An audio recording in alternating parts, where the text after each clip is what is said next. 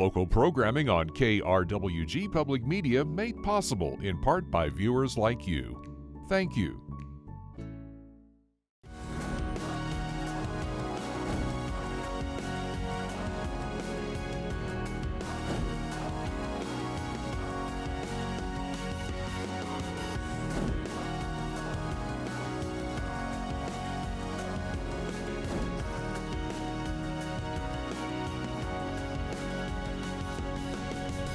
Welcome to Fronteras, A Changing America. I'm Johnny Coker. In today's episode, we're taking a look at immigration in the surrounding communities. How are federal and state immigration laws affecting our borderland region? And what does a migrant's journey look like once they reach El Paso? I have more in this report. In the heart of El Paso, Texas, lies Rescue Mission El Paso, a local nonprofit that helps house and transport migrants coming through the U.S.-Mexico border. One of those migrants is Maria, a Venezuelan mother of 3. She said she immigrated to Chile 5 years ago because of deteriorating living conditions in her home country. But gang violence and extortion against her and her family in Chile led to her seeking refuge in the United States. The road from here was horrible, from Chile to Mexico. Traveling through Mexico is extremely dangerous because of human trafficking, because we have little girls. So we spent all our savings to fly from Mexico City to Juarez. Maria said that she spent 4.5 months in Mexico waiting on her asylum appointment with U.S. Customs and Border Protection. But now that she's here, she looks forward to having a stable place to raise her family. All is good. Really, all is good. I can't complain. Even though we had had bad times, sickness, we have been good. We have received medical assistance, clothing, food. They have treated us well. The little time I have been in the United States, it has been good. But long wait times at legal ports of entry cause some migrants to seek other avenues of gaining access to the United States. To the west of El Paso, in the border city of Sunland Park, New Mexico, migrants use the terrain of Mount Cristo Rey to get past border agents undetected. Border Patrol agent Fidel Baco works out of the Santa Teresa Border Patrol station and said that his station is one of the busiest in the El Paso sector. We understand the reason why people are coming across, but we are here for a reason. You know, we took an oath to uphold the Constitution and the immigration laws of the United States, and that's the job that we're out here to do. But a lot of the times we have to change our hats from that law enforcement hat to that humanitarian hat. I have to go from that mindset of I'm looking for people to make an arrest to I'm looking for people because they are in need and I need to rescue them.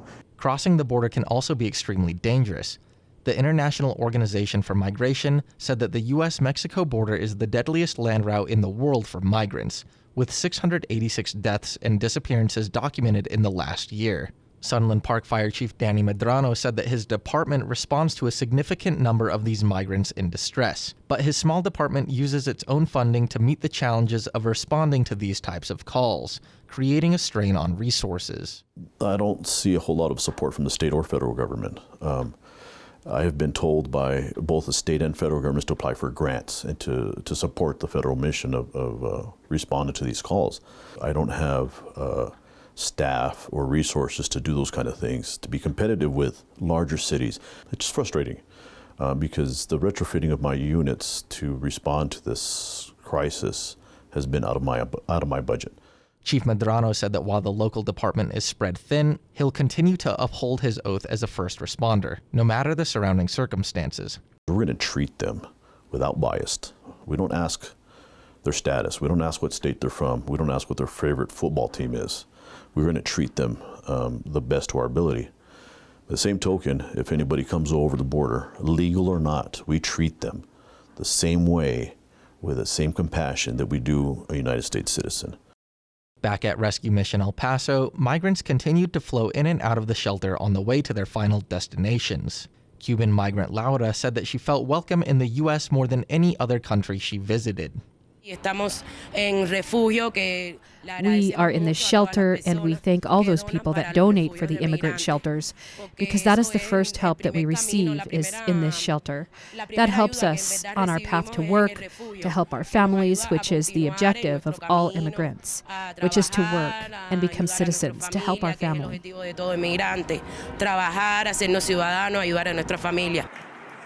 Laura said that in her journey filled with exploitation and extortion, she would never forget the generosity shown to her at the migrant shelter, and that she's excited to begin a new chapter of her life in the United States.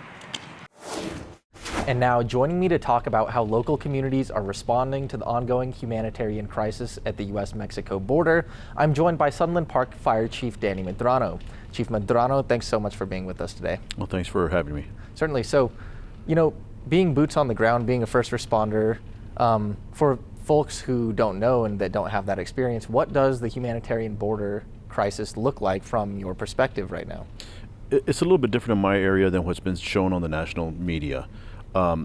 We're such a small community in Sunland Park that we don't have the resources to offer humanitarian type services such as sheltering, food, water, that kind of stuff. As far as we're concerned in a first responders capacity, we do provide rescue, search and rescue, and that kind of aid directly. And we've talked in the past, dealing with this type of terrain and dealing with search and rescues and that type of stuff takes a lot of resources from the department. I know you have vehicles specifically fitted for that type of thing. Tell me about that and how do you find the resources to deal with this crisis, essentially? Any search and rescue operation, concentrating on that, is resource intensive. It's very resource intensive. Any given part of the day, 24/7, I have 6 personnel on duty. I have the capacity to call in personnel, but it's very difficult when you're searching for a needle in a haystack, so to speak. With that in mind, we have innovated some of our vehicles and some of our processes to address that. We've done quite a bit of media campaigns as well in Mexico for the migrants to understand that it is a very treacherous terrain. It is non-forgiving, especially in the heat of the summer. And so we've done some media campaigns out in Mexico and Juarez, addressing those to include educating potential migrants that are going to cross over the international border to learn how to pin themselves with GPS, because most do have smartphones nowadays. We've discussed about pinning and to staying in that location with a pin, or at least looking for cell service so that we can find them more quickly. And I understand that there's a lot of misinformation given to migrants from human smuggling operations, things like that. So, that is I assume that's one way that you're sort of trying to combat that, give them the information that they need to know to stay safe. But what other types of campaigns and communications do you engage with in terms of, letting migrants know that, what is the best thing to do in terms of coming to the U.S. legally, I would assume, right? Right. Well, of course, as part of our campaign, we encourage any migrant to seek coming to the United States legally through a port of entry. That is the legal way of entering the United States, whether you're a citizen or not. However, in what we're seeing in our jurisdiction is that many of these migrants, they are illegal migrants, and they don't want to get caught. As opposed to what we see in Texas right now, in the Eagle Pass area, the El Paso area, where migrants are giving themselves up to border officials seeking asylum. What we're seeing in our part of the border is migrants do not want to seek asylum. They want to enter the United States undetected. So in there lies a problem when we go for search and rescue operations or, unfortunately, body recoveries. Part of our media campaign has been to give themselves up, is what our encouragement, especially if they are medically having problems, or if they're injured or what have you. Border Patrol last year also instituted a program where there are beacons scattered throughout the border where a migrant, there's a sign that, instructing a migrant, if you are in medical need or injured or lost, you can hit this beacon, and a Border Patrol agent will be advised as to where their location is. And you mentioned the Border Patrol. What kind of partnership do you have with federal officials and maybe even NGOs in terms of dealing with the crisis? So my direct relationship with an NGO is pretty much non-existent. We don't have those kind of resources in Sunland Park. I have, however, met with Red Cross officials out of Arizona, which does encompass our area, as to what can we do. We received some assistance from Doña Ana County Emergency Management as far as water to carry in our vehicles, bottled water to carry in our vehicles to give out to migrants. So that's been part of the humanitarian processes there. We regularly meet with Border Patrol agents in the El Paso sector to discuss not only intelligence but to discuss migrant flows, so that helps us prepare for any kind of responses. In fact, we just had a meeting last week to discuss what 2024 is going to look like. Sure. And so in terms of your collaboration with Border Patrol, well, you know what, let me stop that. Let me ask about officials. You know, in terms of, you mentioned needing more resources from officials pretty much at all level, federal, state, local. So what would your message be to officials? I know you're a small department and a lot of these resources are coming, you know, straight from your budget. Correct. So, you know, what's your message to officials? I think as far as the politicians or legislators are concerned, I think they need to be a little bit more hands-on, so they can get better educated as to what the ground troops actually need. There's some misconceptions that technology or more personnel are needed. Of course, more personnel are needed, but some technologies are not needed, or they're too labor-intensive. I was approached about drones as an example. Would drones help me in my reconnaissance or my rescue operations? Most certainly, but a drone takes 3 personnel, not to mention the time it takes to train, the permissions from the FAA, and the maintenance of the drone. So in that, it becomes a bigger cost to me. So come and meet with the locals, come and meet with the ground, you know, the troops on the ground, and discuss what the true needs are, or where our gaps are. Speaking for myself, my gaps are personnel. Our specialized equipment, and the specialized equipment aren't necessarily towards this specific mission because they overlap into our day-to-day mission. I wanted to ask about Texas passing laws that might make it, that would criminalize essentially crossing into the Texas border from Mexico. Do you think that will have any effect on your department of migrants coming east and, you know, wanting to avoid those sorts of penalties that are now going to be in place in Texas? Yes, we have discussed this with Border Patrol directly. We believe, and again, this is going to be an assumption. It's very hard to get credible intelligence from illegal smugglers. But we do believe that there's going to be a flow into the New Mexico area from the El Paso area because of those laws that are being instituted in Texas. Right now, what we have seen is the Texas DPS, Texas National Guard have put up concertina wire as of last year, all the way up to the state line. It does not directly affect our operations, but it will. We believe it will start funneling illegal migration into New Mexico around that concertina barrier. And have you had conversations with local officials about? It seems like you're already sort of, you know, tied up for resources. So are there talks with officials about needing more resources and more personnel in terms of dealing with, you know, a possible influx of migrants, you know, as they move east into the New Mexico, you know, into New Mexico's jurisdiction, essentially? Yes. So yeah, we have talked quite a bit. There is obviously the need has been voiced. However, you know, budgetary constraints keep us from moving forward many times. We are looking at adding more personnel. We are looking at supplementing our resources, our physical resources, our equipment. That is ongoing right now. As an example, we have discussed with our medical director other options to treat heat exhaustion and heat stroke patients, not just migrants, but it'll be, again, our local community. This is an innovative way, an innovative approach to this kind of treatment that hasn't been done in our area before. It does require some minor equipment purchases, in which we're in the process of doing right now. Some of our big ticket items are not as easy to acquire as quickly as we need them, unfortunately, and that's understandable from my viewpoint. And we are working with our local officials to try to expedite those processes.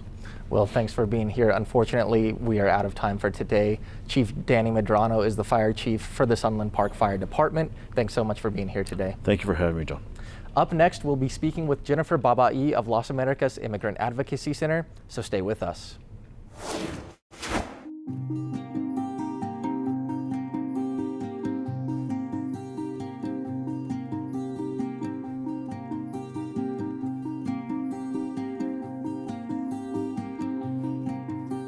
And now joining me remotely is Jennifer Babaie, the Director of Advocacy and Legal Services at Las Americas Immigrant Advocacy Center. Jennifer, thanks so much for being here today. Thank you for having me. So just to start off, what is the mission of Las Americas Immigrant Advocacy Center, and what is your role within it?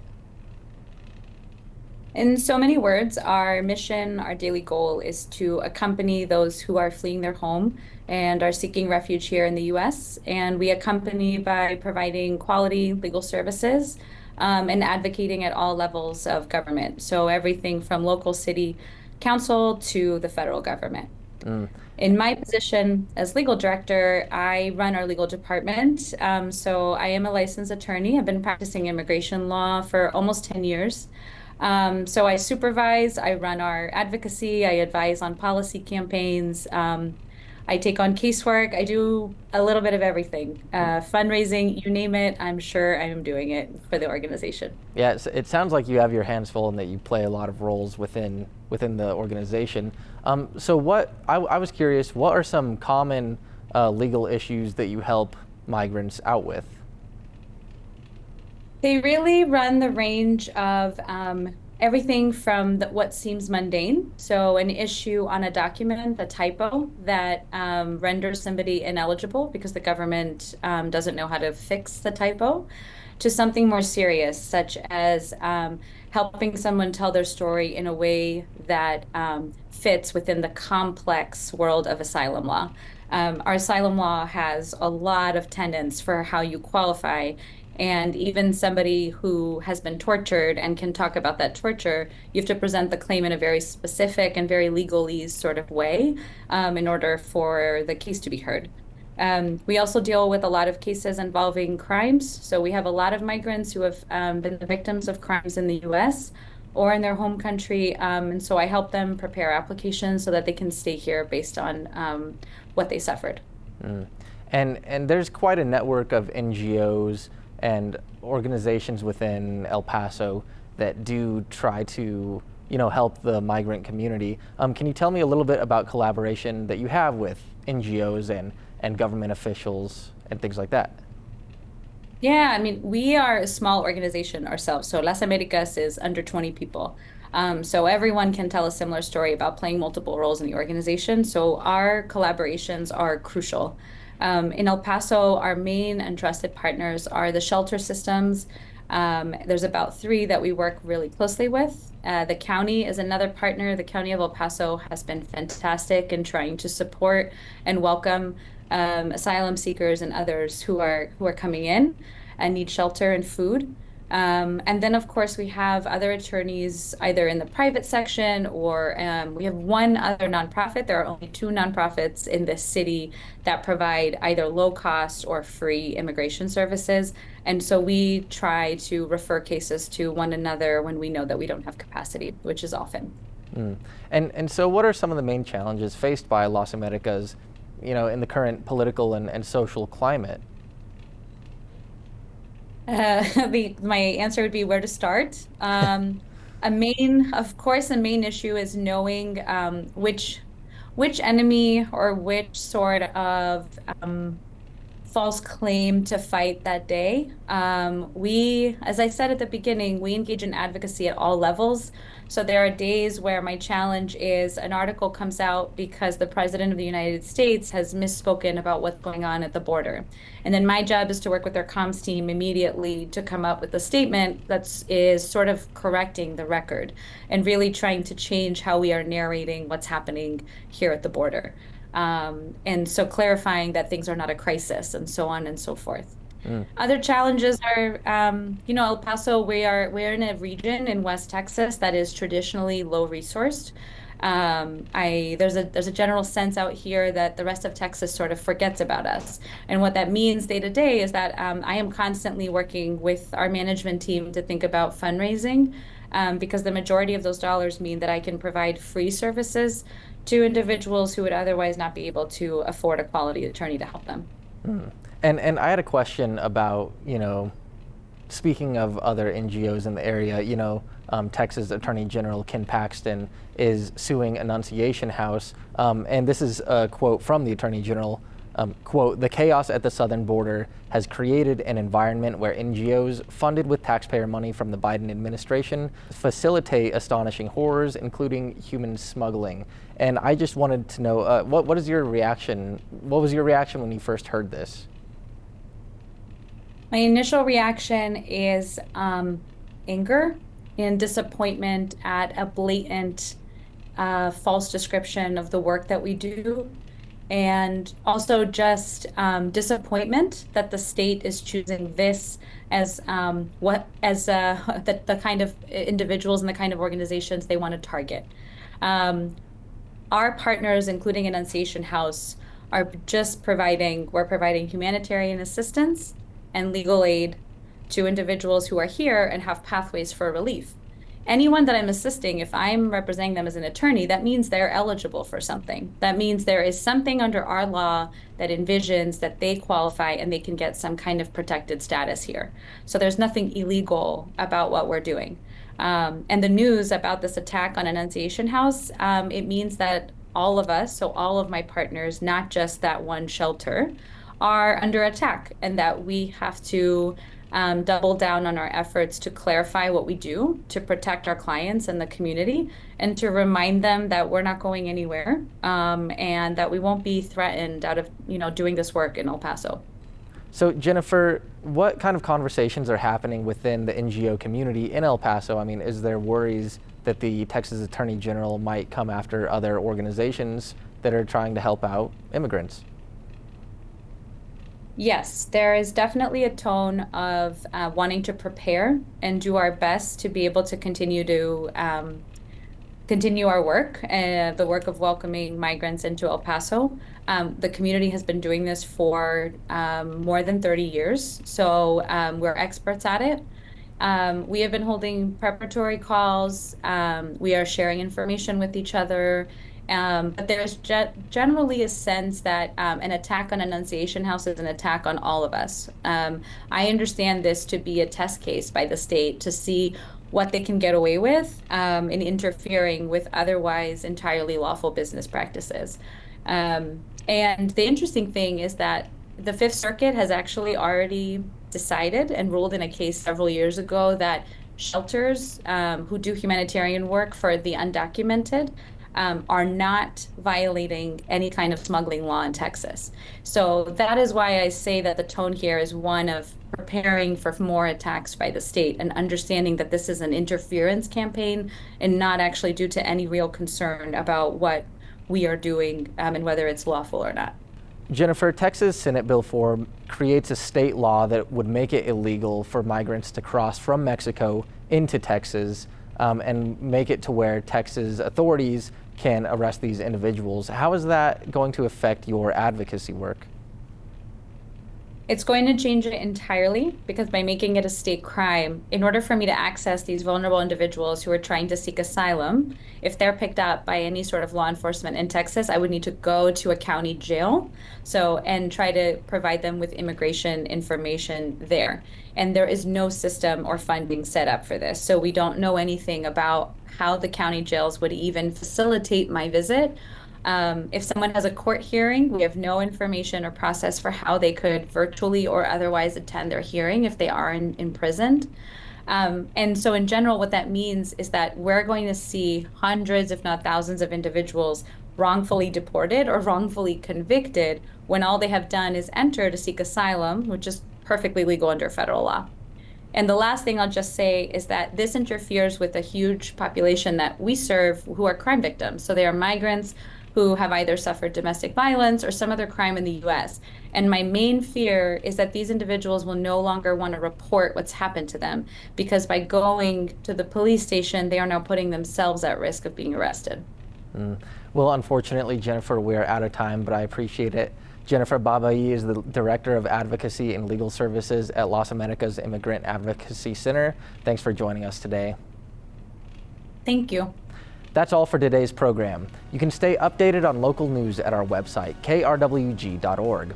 I'm Johnny Coker, and we'll see you next time on Fronteras, A Changing America.